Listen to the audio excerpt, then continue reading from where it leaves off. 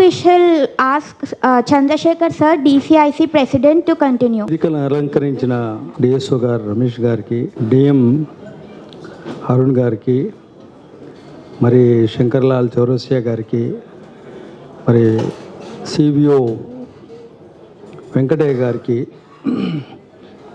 మరి Rangareddy district డిసిఐసి president Dixit గారికి, మరి వేదికని అలంకరించిన అందరి పెద్దలకి, విచ్చేసిన స్టూడెంట్స్కి, మళ్ళీ టీచర్స్కి, మరి మా డిపార్ట్మెంట్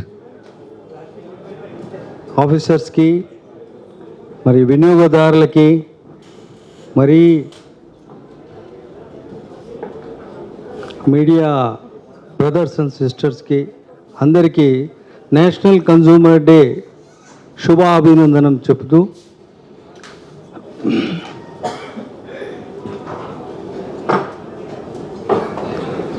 ఈరోజు వినియోగదారుల గురించి మనం ఇది జరుగుతుంది. ప్రథమంగా వినియోగదారుడు అనేది రైతన్న గారు. ఏ ప్రోడక్ట్ తయారై కావాలన్నా, ఏ ప్రోడక్ట్ మూలం పండించిన ఆ రైతే కారకుడు అవుతారు. అతని సీడ్స్ కొనడానికి వెళ్తే అన్ని మోసాలు, మరి దానివలన ఆ సీడ్స్ సరిగ్గా లేక రైతులు మోసపోతున్నారు. మళ్ళీ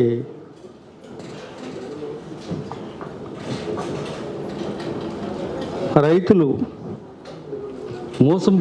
మోసపోవడం వలన ఈ యొక్క ఆర్గానిక్ పద్ధతిగా చేయకుండా వేయాల కెమికల్ వేసి పండివ్వడం, కెమికల్ ఎరువు వేసి పండివ్వడం, మళ్ళీ యథాయిచ్చ అంటే వాళ్లకు గైడ్లైన్స్ లేక వాళ్ళు ఈ యొక్క టీవీస్లో అక్కడ అడ్వర్టైజ్లు చూసి ఈ పురుగుల మందుల్ని యథాయిచ్చ దాన్ని చల్లి ఈ యొక్క సేద్యంగా చేయకుండా ఈ యొక్క వ్యవసాయం చేసినందుకు ఈ వినియోగదారులు చాలా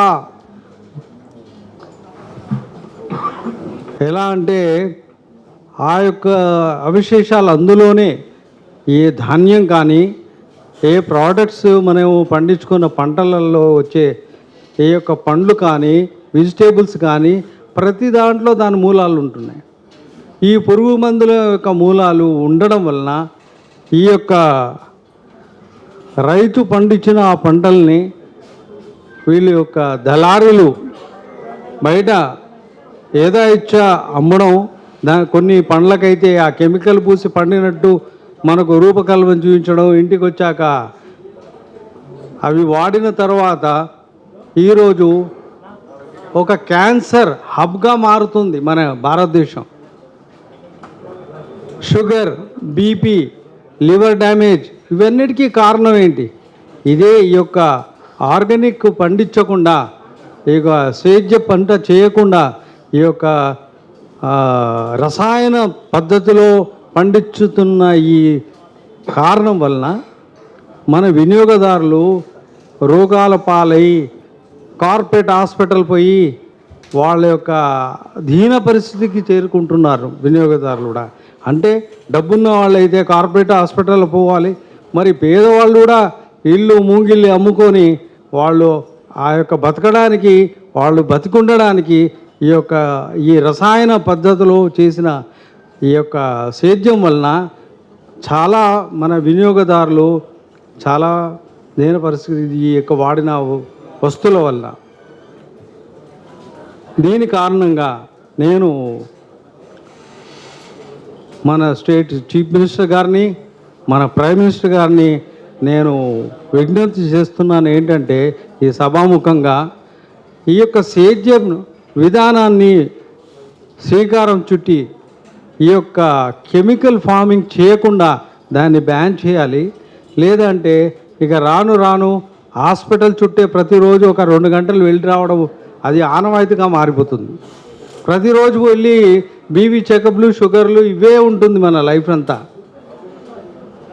క్యాన్సర్స్ వాళ్ళన ఎంత బాధపడుతున్నారో కార్పొరేట్ హాస్పిటల్లో, అసలు వాళ్ళ అవస్థలు ఎవరు చూడాలనితం.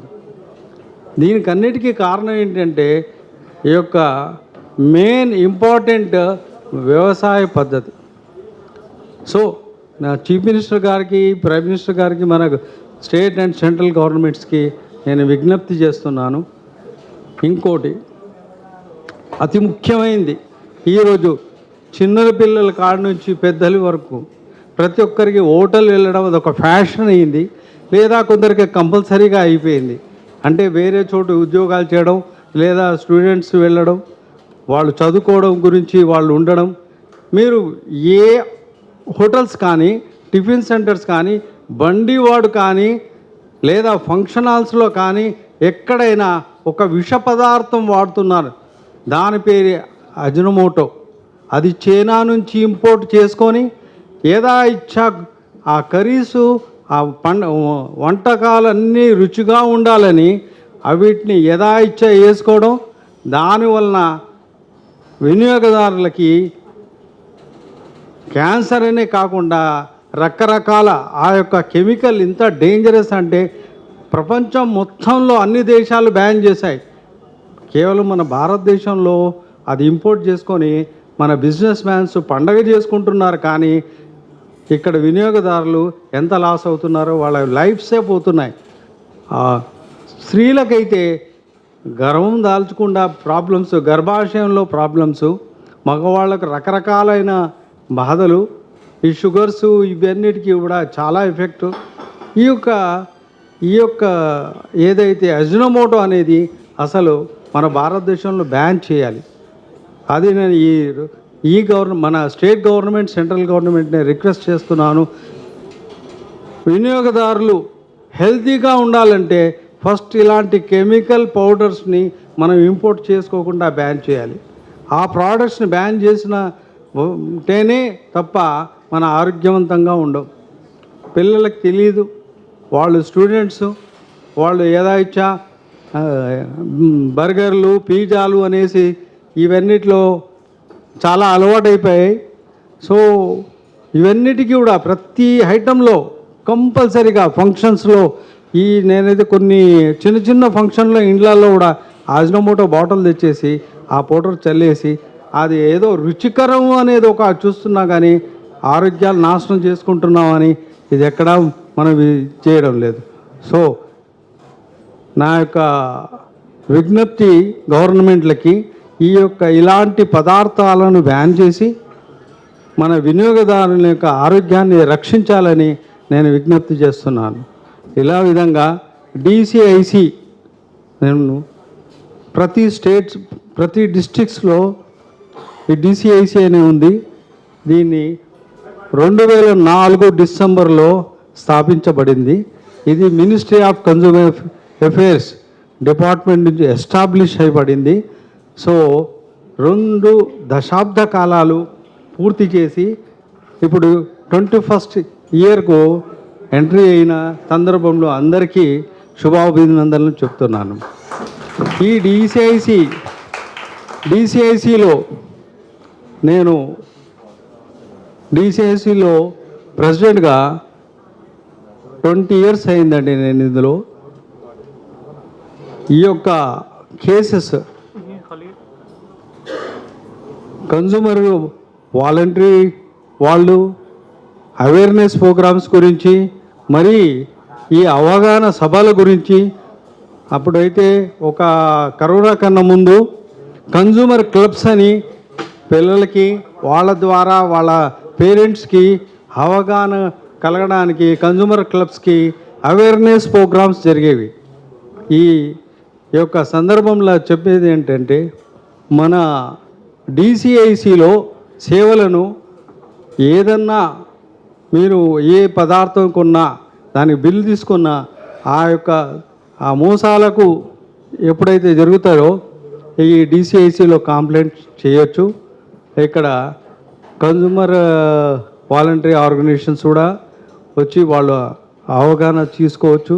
వాళ్ళ కొత్త వాళ్ళైతే వాళ్ళకు అవగాహన లేని వినియోగదారులకు ఇక్కడ కన్జ్యూమర్ వాళ్ళ రైట్స్ ఏంటి, వాళ్ళు ఎలా సర్వీసెస్ ఉపయోగించుకోవాలి, ఏ కోర్ట్స్కి వెళ్ళాలి, కన్జ్యూమర్ ఫోరమ్స్కి ఎలా వెళ్ళాలి, అవన్నీ కూడా ఇక్కడ వినియోగదారులకు సర్వీసెస్ ఉంటుంది. మళ్ళీ అవగాహన గురించి ఇంకా బస్తీ సభలు, ఇంకా ఇప్పుడు కరోనా పోయింది కాబట్టి ఇప్పుడు కన్జ్యూమర్ సర్వీసెస్నే కాకుండా కాలేజెస్, యూనివర్సిటీస్లో కూడా అవగాహన సభలు ఏర్పాటు చేస్తాం డిసిఐసి తరఫు నుంచి. మళ్ళీ సివిల్ సప్లై వాళ్ళ యొక్క సహకారం నుంచి నా మీడియా బ్రదర్స్కి అండ్ సిస్టర్స్కి నేను విన్నపించేది ఏంటంటే, ఇప్పుడు ఈ యొక్క వినియోగదారు ఈ సభను మన యొక్క నేషనల్ కన్జ్యూమర్ డే సెలబ్రేషన్స్లో ఇప్పుడు వక్తలు మాట్లాడిన ఆ యొక్క ఇంపార్టెంట్ పాయింట్స్ని దాన్ని క్షుణ్ణంగా అంటే అనాలిసిస్ చేసి ఇంకా ఈ యొక్క ఇష్యూస్ని మన వినియోగదారుల వరకు చేరేటట్టు చాలా బ్రాడ్గా రాసి వాళ్ళకి అవగాహన చేయాలని నేను విజ్ఞప్తి చేస్తున్నాను. ఈ అవకాశం ఇచ్చిన మా డిపార్ట్మెంట్ వాళ్ళకి మరియు విచ్చేసిన అందరికీ కృతజ్ఞతలు చెప్తూ జై హింద్.